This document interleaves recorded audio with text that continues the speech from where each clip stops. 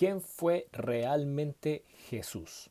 Hay por lo menos 5 historiadores no cristianos de la época, es decir, del primer siglo y del segundo siglo, que hablaron sobre Jesús, también llamado el Cristo en esa época. Ya Cristo quiere decir Mesías, ya lo hemos explicado en otros videos, y testifican directa e indirectamente la existencia de Jesús en esa época.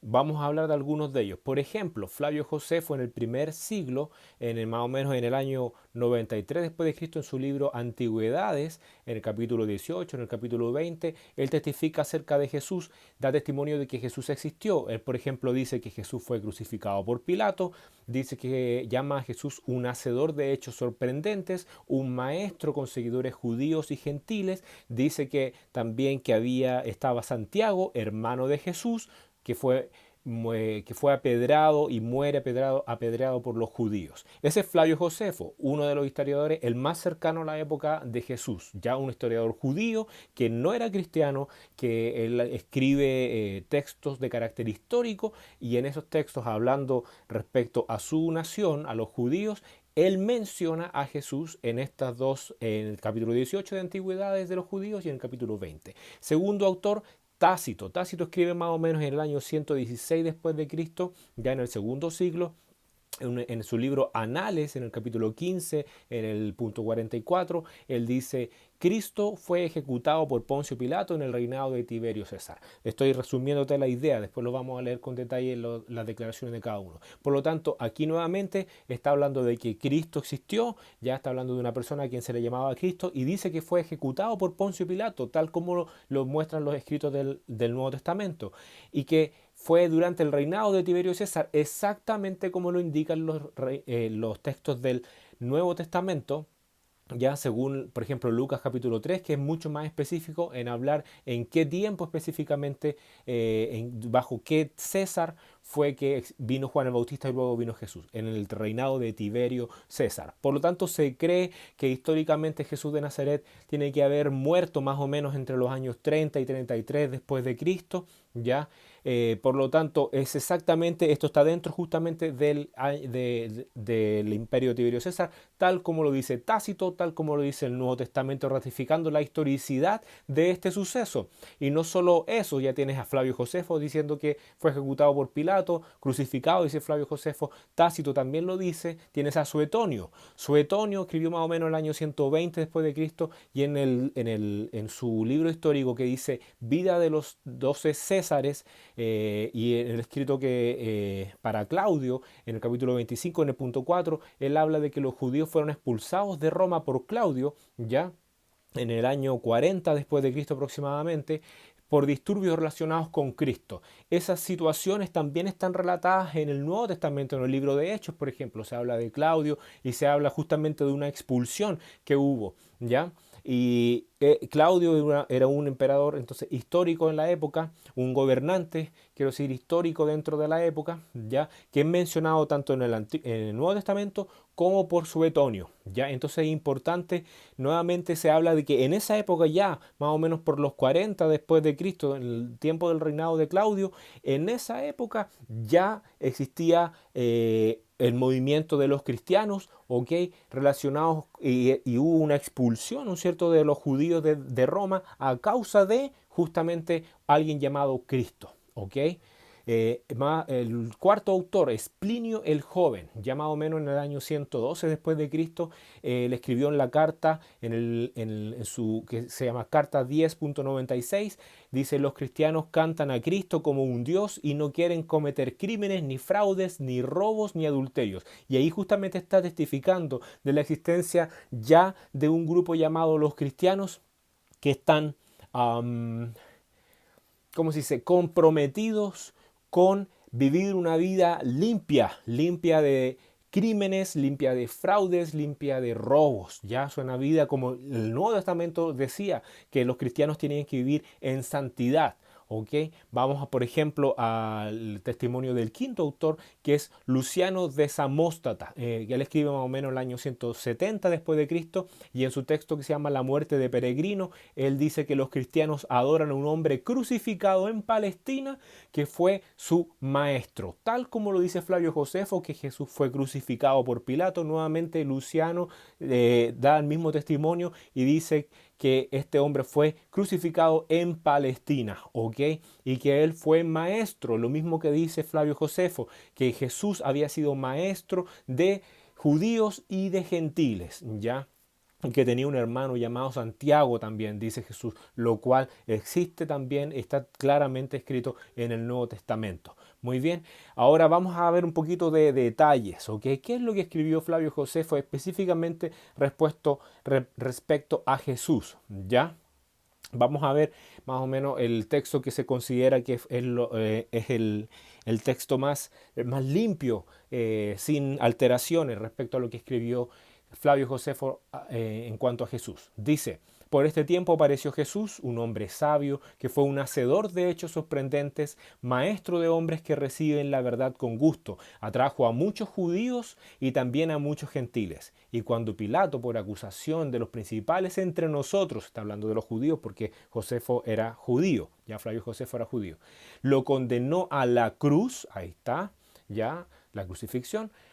Aquellos que lo habían amado desde el principio no dejaron de hacerlo. Y hasta ahora la tribu de los cristianos, llamada así por él, no ha desaparecido. Por lo tanto, aquí Flavio Josefo reconoce a Jesús como una figura histórica, sin afirmar divinidad, sin afirmar resurrección. Él está contando sucesos que son históricos, lo llama un maestro, ya porque efectivamente Jesús lo fue.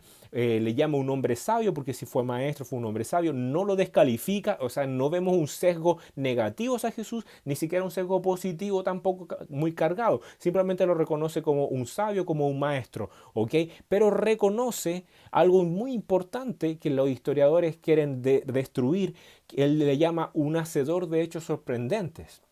Y esto es lo interesante, que Jesús, según el relato del Nuevo Testamento, que algunos pueden pensar que está sesgado porque quiere promover a Jesús como una figura mesiánica, en los relatos del Nuevo Testamento se dice que Jesús fue un hacedor de milagros, de hechos sorprendentes, ¿ya? Y Flavio Josefo, que es historiador y que no es cristiano y que no pretende promover a Jesús como el Mesías, él también lo menciona, ¿ok? Y eso es muy importante, ¿ya?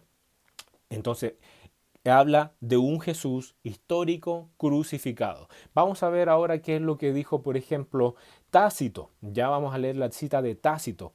Mira, en el libro Anales, ¿no es cierto? Capítulo 15.44, él habla lo siguiente respecto a los cristianos y a Cristo en el contexto del incendio de Roma bajo la época de Nerón. Esto fue en el año 64 después de Cristo. Él está relatando sucesos del 64. O sea, estamos hablando más o menos unos 30 años después de la muerte de Cristo, aproximadamente 30 y tantos. ¿Ya? Dice, Nerón, por desviar las sospechas del incendio de Roma, ¿ya?, presentó como culpables y castigó con refinada crueldad a un grupo de personas odiadas por sus abominaciones, llamados cristianos por el pueblo. Cristo, de quien tomaron su nombre, fue ejecutado bajo el reino de Tiberio por el procurador Poncio Pilato. Pero esta superstición, reprimida por un tiempo, volvió a surgir no solo en Judea, donde tuvo su origen, sino también en Roma, donde todas las cosas atroces y vergonzosas confluyen y encuentran seguidores. Muy bien, eso es lo que dijo Tácito. Fíjate que claramente hay un sesgo negativo en contra de los cristianos y en contra de esta figura de Cristo. Sin embargo, él está declarando que es un suceso histórico de esa época, ya de la época de Nerón. Estamos hablando de los 60 y tantos, ¿ok? Después de Cristo. Entonces confirma el hecho de que Cristo fue ejecutado por Pilato, por Poncio Pilato, bajo el reinado de Tiberio César. Muestra que los cristianos ya eran una comunidad reconocida en Roma a mediados del siglo I, ¿ya? Y no es una fuente cristiana, y aquí está lo interesante, ¿ya? Y que se hace una referencia hostil incluso a los cristianos, lo que refuerza entonces el valor histórico de este relato, ¿ya? Ahora vamos a ver lo que dice Suetonio, ¿ok? Suetonio en el 120 es un historiador, ¿no es cierto?, romano, y él en su libro que es La vida de los 12 Césares, él menciona a los cristianos y a un personaje llamado Crestus, así está escrito por Suetonio, ¿ya? Que se cree justamente que era una deformación de la palabra Christus, ¿ya? Y mira lo que dice. Como los judíos causaban disturbios continuamente a instigación de Crestus, el emperador Claudio ya los expulsó de Roma. Fíjate entonces, ¿cuál es la importancia de este texto histórico? La importancia es la siguiente, muestra que en la década del 40 después de Cristo, o sea, estamos hablando ya antes de lo que está relatando Tiberio, ya en la época de los 40 después de Cristo, o sea, unos poquitos años después de la muerte de Jesús, ¿ok?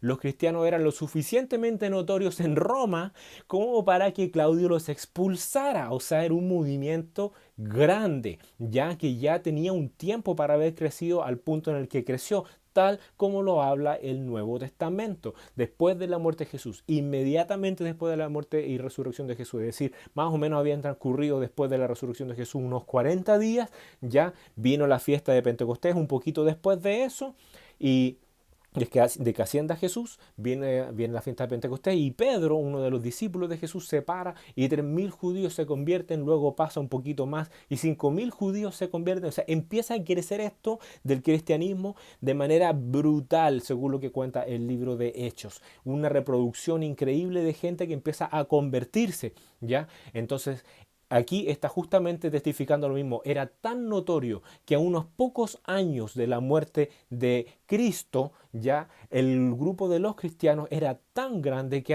ha tenido que ser expulsado de Roma. ¿Ok?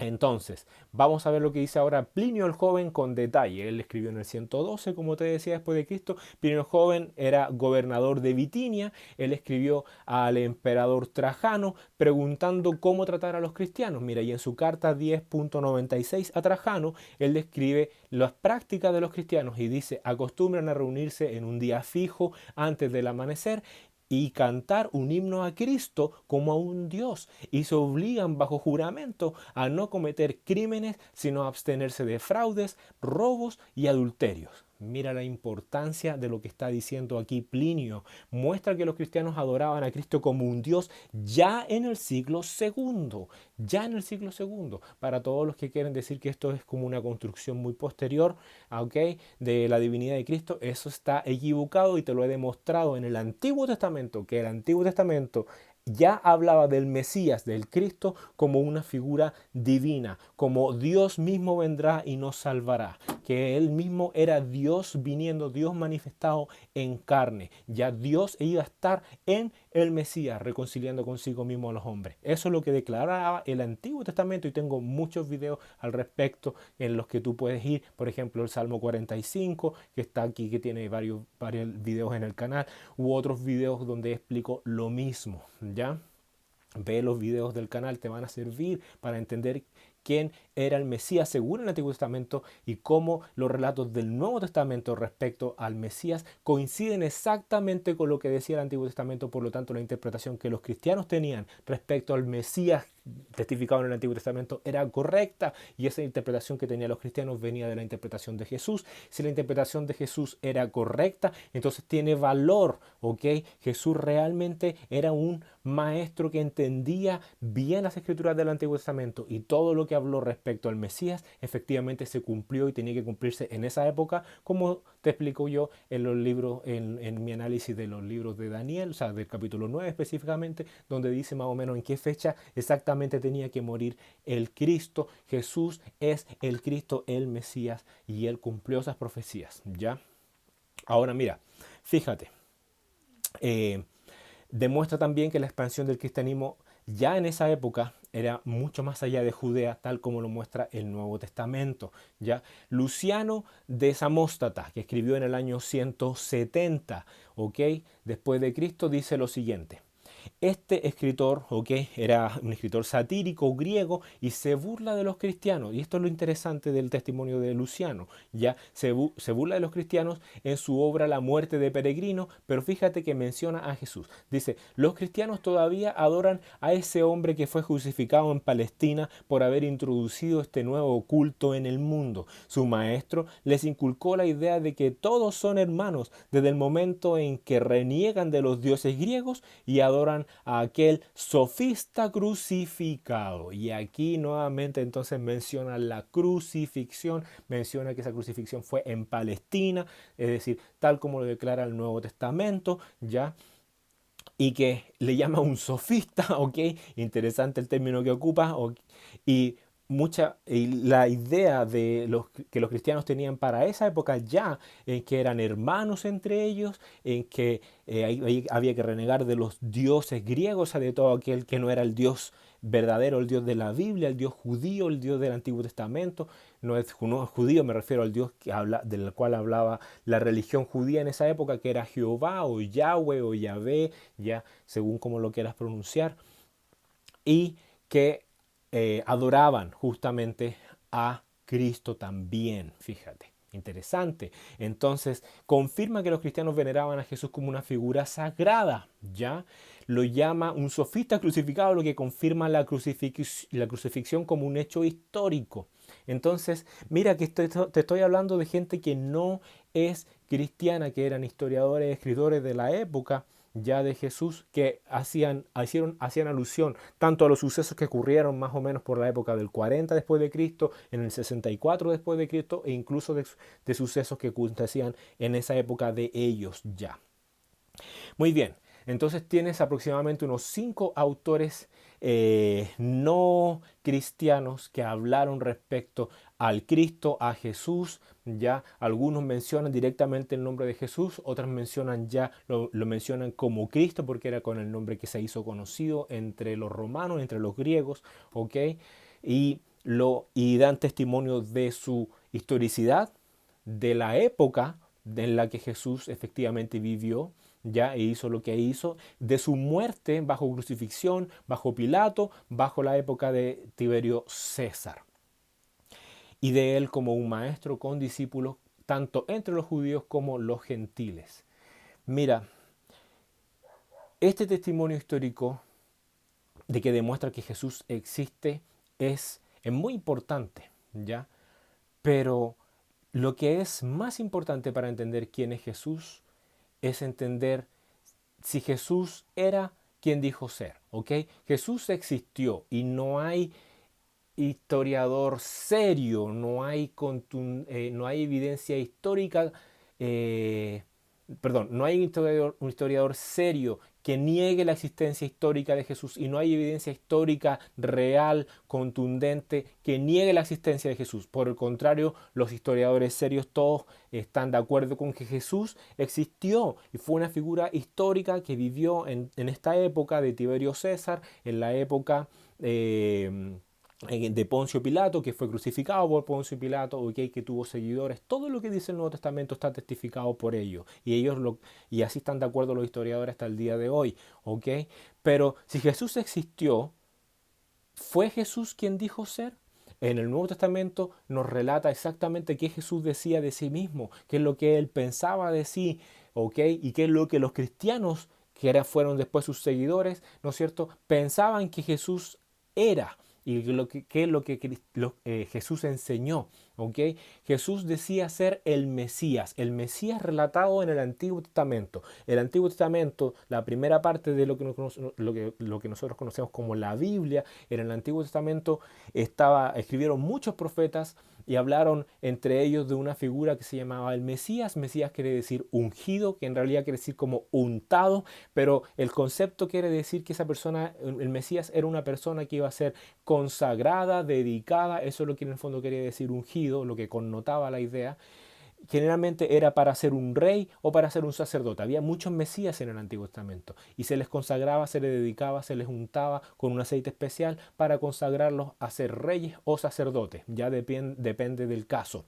Pero los profetas hablaban de un Mesías en particular que tenía que venir, que ese Mesías iba a ser rey y sacerdote, como lo explicaba el Salmo 110, que ese Mesías tenía que morir, como lo decía el Daniel capítulo 9 o Isaías 53, que ese Mesías tenía que sufrir y padecer, como lo mostraba el Salmo 89, como lo mostraba, por ejemplo, Isaías 53, ya que tenía que ser rechazado por gobernantes de más de un pueblo, como lo explicaba el Salmo capítulo 2, y que él, además de morir, tenía que resucitar, como lo explicaba Isaías 53, y que la muerte de este Mesías estaba enmarcada dentro de un contexto de expiación de los pecados, de traer la justicia perdurable, de terminar con la maldad, con el pecado, ponerle fin, ¿ya? Isaías 53 es muy claro en explicar que el Mesías tenía que morir en expiación por los pecados. Si Jesús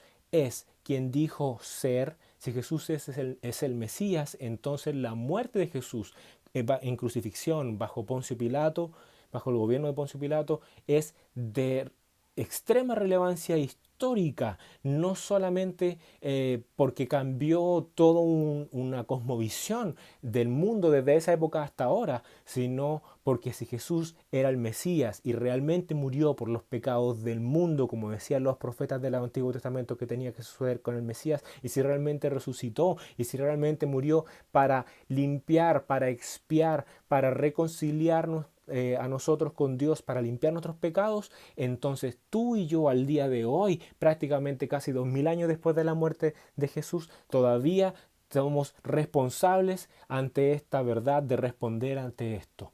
Y si Jesús dijo quien dijo ser, y si Jesús decía la verdad y los cristianos tenían razón, todo lo que está en el Nuevo Testamento es cierto, entonces tú debes arrepentirte de tus pecados, arrepentirte y creer que Jesús es el Mesías para obedecerle, someterte a este Rey Mesías, este Rey Cristo. Cristo y Mesías son lo mismo. Someter tu vida a Él, tus pensamientos, tus emociones, tu corazón, arrepentirte de tu maldad, porque Él murió por ti para salvarte de tus pecados. Y para salvarte no solo de tus pecados, sino de la consecuencia y el castigo de tus pecados. Porque todos nosotros somos pecadores. Porque todos nosotros, si no seguimos a Dios y si no obedecemos a Dios, un día cuando seamos juzgados, porque todos seremos juzgados por medio de Jesucristo, se nos va a medir según lo que hayamos hecho en el cuerpo, sea bueno o sea malo. Y si todos somos pecadores, no hay opción de no recibir castigo por ese pecado, a no ser que ahora que estás vivo, antes de que llegue el juicio, tú te arrepientas y creas en Jesús y lo sigas, ¿ok? Pero la razón por la cual no queremos seguir a Cristo no es porque no hay suficiente evidencia histórica, no es porque no hay información, porque hay ignorancia. No, la razón por la que no queremos seguir a Cristo es porque no queremos arrepentirnos de las cosas que nuestra propia conciencia nos dice que hacemos mal. Aunque seamos ignorantes de la Escritura y no sepamos lo bueno y lo malo según Dios, según lo que dice la Biblia, a pesar de eso no tenemos una conciencia que nos dice lo bueno y lo malo. Y no queremos dejar nuestras malas obras porque no queremos que nos digan que estamos mal. Y eso fue lo que dijo Jesús en Juan capítulo 3, que los hombres no vienen a la luz para que sus obras no sean reprendidas. Y Jesús dijo en otra ocasión, yo soy la luz. ¿Ok? Los hombres no vamos a Cristo porque no queremos que nos reprendan, que nos digan que estamos mal, que estamos equivocados, que tenemos que cambiar, porque tú quieres vivir tu vida como tú quieres y yo quiero vivir mi vida como yo quiero y queremos ser nosotros nuestro propio rey, nuestro propio gobernador, nosotros gobernar nuestra vida. Y si Jesús es el Mesías, si Jesús es el rey, entonces tú tienes que dejar de tratar de gobernar tu vida y dejarle ese gobierno a Cristo. Pero si tú lo haces, tú vas a ser salvado y limpiado de tus pecados, perdonado, vas a tener una vida nueva, una forma de pensar nueva. Dios va a cambiar tu corazón de un corazón duro que se opone, que resiste a Dios, a un corazón de carne, un corazón sensible que reacciona de manera positiva ante las palabras de Dios. Vas a tener deseo de buscarlo. Dios te ama, te creó, te hizo, te puso en el lugar donde te puso, en la familia donde te puso, en el país donde te puso los límites de tu habitación para que tú busques a Dios, aunque sea palpando, que no lo veas, lo puedas encontrar, porque Él no está lejos de cada uno de nosotros, porque te ama. Y porque Dios te ama, Él quiere tener una relación de amor contigo, que tú también lo ames. Pero para eso, para que tú amar a Dios, a quien no has visto, tú tienes que entender cuán grande ha sido el amor de Dios contigo. Tienes que entender, porque el amor de Dios produce amor en nosotros. Cuando entiendes que el amor que Dios ha tenido contigo, entonces tú no hay forma de no amarlo cuando llegas a entender eso, ¿me entiendes? Por eso dice la Escritura en el Nuevo Testamento en Primera de Juan, nosotros lo amamos a Él porque Él nos amó primero. Dios te amó primero. Tú lo llegas a amar en reacción a entender cuán grande es el amor de Él. Y tienes que entender qué tan pecador eres para poder entender cuán grande es el amor que Él ha tenido por ti. Necesitas entender eso, porque al que más se le perdona, más ama, dijo Jesús. Por lo tanto, cuando tú entiendes qué tan grande es tu pecado y qué tanto te puede perdonar Dios, y tú llegas a entender que Dios te ha perdonado así, si tú crees en Jesús, entonces cuando tú te das cuenta de eso, tú en reacción, de manera como consecuencia de ese amor y de ese perdón tan grande, entonces tú amas a Dios. Si no te gusta que te hablen del pecado, si no te gusta que te digan que eres pecador, si encuentras una palabra fuerte, ese no es mi problema. El problema está en ti, porque te resistes, tiene una naturaleza que te resiste, pero tienes que dejar de resistirte, tienes que creer, porque hay posibilidad de una mejor vida, no solo en esta vida, sino en la venidera sobre todo, ¿ya? Porque la vida que Dios, que Cristo ofrece, tiene la piedad, la justicia, la santidad, tiene promesa de esta vida, pero sobre todo de la vida venidera que viene después de la muerte, después del juicio, ¿ya? Entonces, ¿quién es Jesús realmente? Te he dado la evidencia histórica, pero más importante todavía, Jesús es quien dijo ser. Jesús es el Mesías. Él cumplió todas las profecías relacionadas con los sufrimientos del Mesías, la muerte del Mesías y la resurrección del Mesías en la época exacta en la que tenía que ocurrir, según el libro de Daniel capítulo 9, cuando el tiempo se cumplió, ahí vino Jesús y cumplió las profecías del Mesías, tal como explicaba Daniel capítulo 9, más o menos entre el año 30 y el año 33 después de Cristo, como señalaba Daniel capítulo 9. Ok, tengo videos al respecto de eso, lo puedes revisar para ver la evidencia histórica de que Jesús murió en la época específica en la que el Mesías tenía que morir. Muy bien, espero de todo corazón que me hayas escuchado este video hasta este punto y que de verdad te arrepientas de tus pecados y creas en Jesucristo y dejes de resistirte al Espíritu Santo de Dios que te está llamando al arrepentimiento para que tú de verdad cumplas el propósito de tu vida, que es tener una relación de amor con el Dios que te creó. ¿Ok? Dios te bendiga y que haga de tu vida una vida cercana al Cristo, al Mesías. Adiós.